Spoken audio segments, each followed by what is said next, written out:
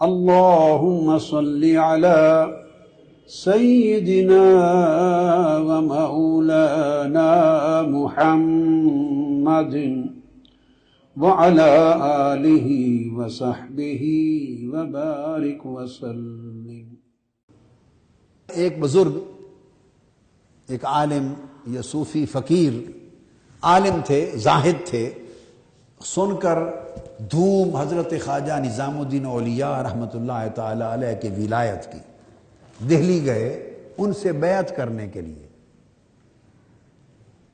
تو ان کے پاس رہے سارا دن، تو فارغ ہو کے دیکھا کہ نماز سے فارغ ہوئے تو سارا دن لوگ آ گئے، کوئی دم کروا رہا ہے، کوئی پھونک مروا رہا ہے، کوئی دعا کروا رہا ہے، کوئی زیارت کر رہا ہے، تو ہجوم ہی ہجوم ہے لوگوں کا۔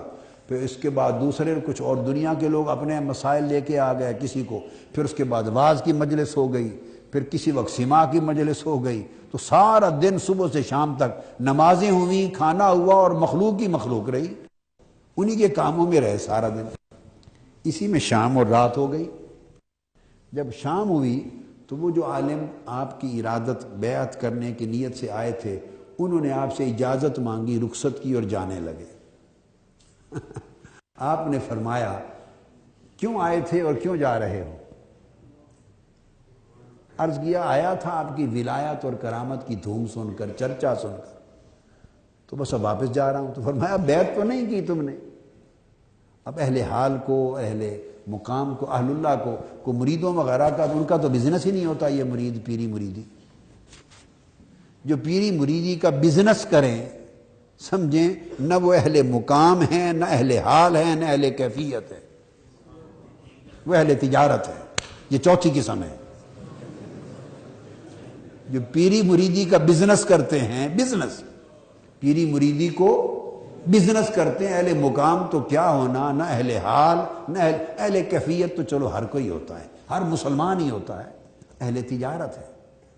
جن کی ادھر جڑ جاتی ہے ان کو تو کسی کی حاجت نہیں ہوتی، لگ جاتی ہے کہ وہ بھی تلاش کرتے پھریں مریدوں کو اور پکڑ دھکڑ کرتے پھریں۔ کہ اللہ والا جب کامل ہوتا ہے تو اس کی تو پہچان یہ ہے کہ وہ تو اس کی وہ اللہ کا متلاشی ہوتا ہے، مریدوں کا متلاشی نہیں ہوتا۔ تو وہ تو پھر اس کو مارکیٹنگ مینیجر رکھنے کی کوئی ضرورت نہیں ہوتی، اس کی کرامتیں بیان کرے تو اس کے مقامات بیان کرے اور خوب اچھالے، اس کو اونچا لے جائے، پھر پکڑ دھکڑ کرے مریدوں کو۔ یہ بزنس ہے۔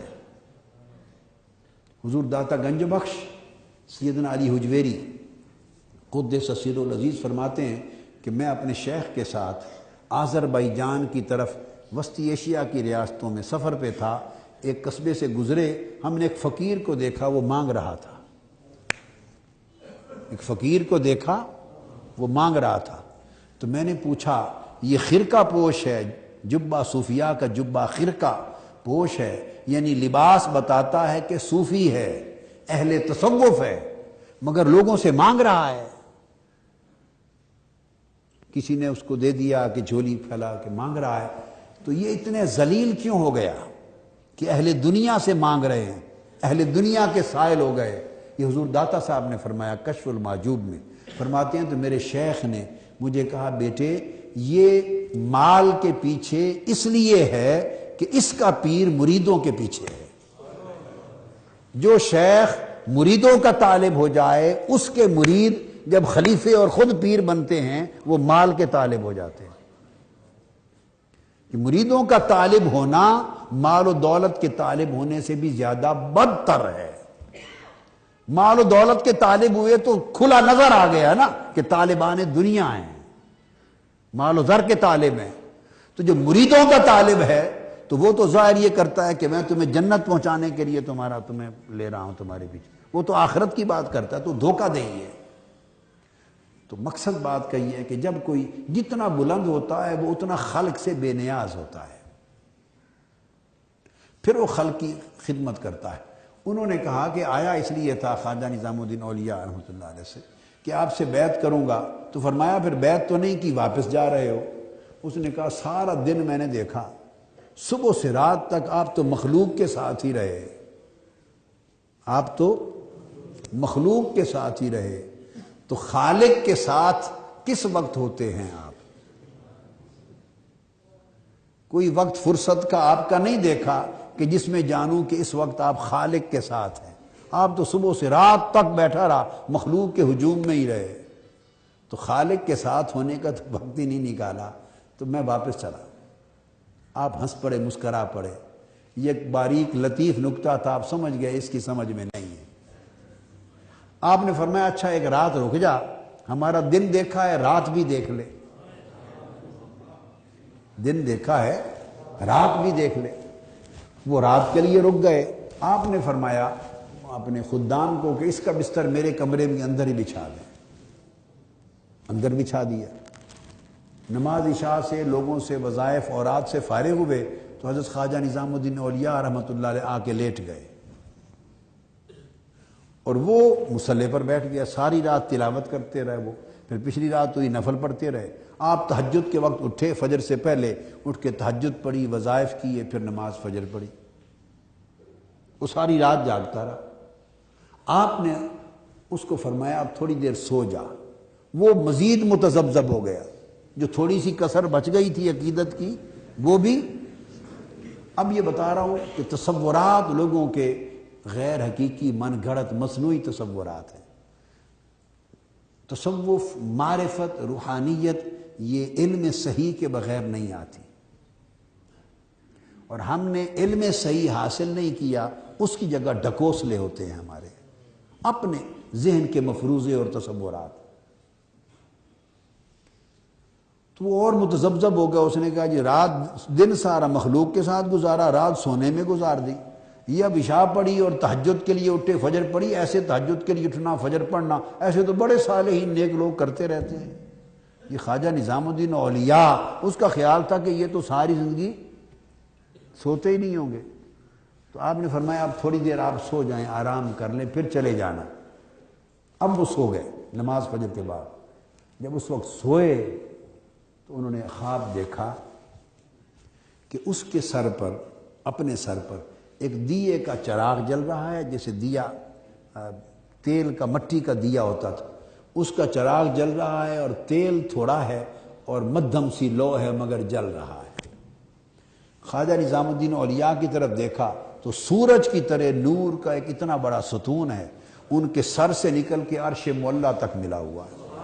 ہر طرف نور ہی نور ہے. وہ اٹھ بیٹھا اور اس نے کہا کہ اب تو بالکل ہی میں چکرا گیا. جاگا ساری رات میں ہوں، تلاوت میں نے کی، نفل میں پڑھتا رہا، یہ سوتے رہے، تہجد کے وقت اٹھے فجر کی. ان کا سر سے عرش تک نور ہی نور ہے اور میرا مٹی کا دیا جل رہا ہے. یہ کیا ماجرا ہے؟ اس وقت آپ نے بلا لیا. اس وقت آپ نے بلا لیا. فرمایا کہ بیٹے اب بات یہ ہے، ولایت رات بھر جاگنے، تسبیح کرنے، وظیفہ نوافل کثرت کے ساتھ پڑھنے، الگ خلوت میں بیٹھے رہنے میں سے کسی بھی عمل کا نام ولایت نہیں ہے. یہ راستے کی چیزیں ہیں. ولایت اس سے ایسی دوستی کر لینے کا نام ہے کہ اپنی خواہش و ارادہ میں سے کچھ نہ بچے، اسی کی خواہش چلے، اسی کا ارادہ چلے. اس سے دوستی اور تعلق ایسا ہو جائے کہ وہ متصرف ہو. تو جیسے بچہ، پھر آپ نے مثال دی، جیسے دودھ پیتا بچہ ماں کی گود میں، ماں اس کو نہلا دے، اس کو ماں فرش پہ ڈال دے، اس کو ماں اچھے کپڑے پہنا دے، اس کو ماں برے کپڑے پہنا دے. دودھ پیتا چھوٹا سال کا بچہ، 6 ماہ کا بچہ، اس کو ماں 3 ماہ کا بچہ، اس کو ماں کپڑے پہنا دے، ننگا سلا دے. وہ کوئی شکوہ نہیں کرتا، کوئی شکایت نہیں کرتا، کیونکہ وہ اس عمر میں ہے جس عمر میں شکوہ شکایت ابھی اس کی سمجھ میں ہی نہیں آیا. جب تک بچہ اس حال میں رہتا ہے، وہ جاگتا ہو تب بھی ماں کو پیارا لگتا ہے، سوتا ہو تب بھی پیارا لگتا ہے. ماں جاگتے کا منہ بھی چومتی پھرتی ہے اور سوتے کے حال میں بھی واری واری پھرتی ہے.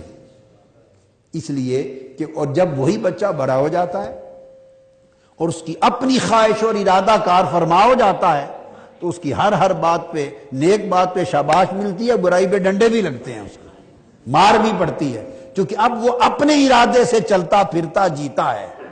اور جب وہ اپنے ارادے سے نہ کھاتا تھا، نہ پیتا تھا، نہ چلتا تھا، نہ روتا تھا، نہ ہنستا تھا، جب آدمی اپنے ارادے سے فنا ہوتا ہے اور اس کے ارادے کے ساتھ باقی اور بقا ہوتا ہے، تو پھر وہ معصوم بچے کی مانند ہے، اسے ماں جاگتے سوتے ہر وقت پیار کرتی ہے، وہ سمجھتی ہے کہ اس میں ارادہ ہی میرا کار فرما ہے۔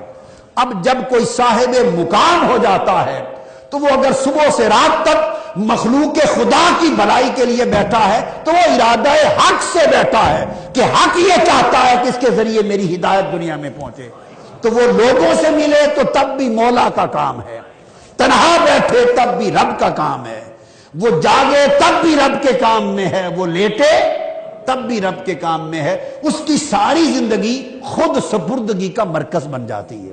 تو ولایت خود سپردگی کا نام ہے، ولایت خود سپردگی کا نام ہے۔ اب وہ فیصلہ کرتا ہے کہ اس سے کیا کام لینا ہے،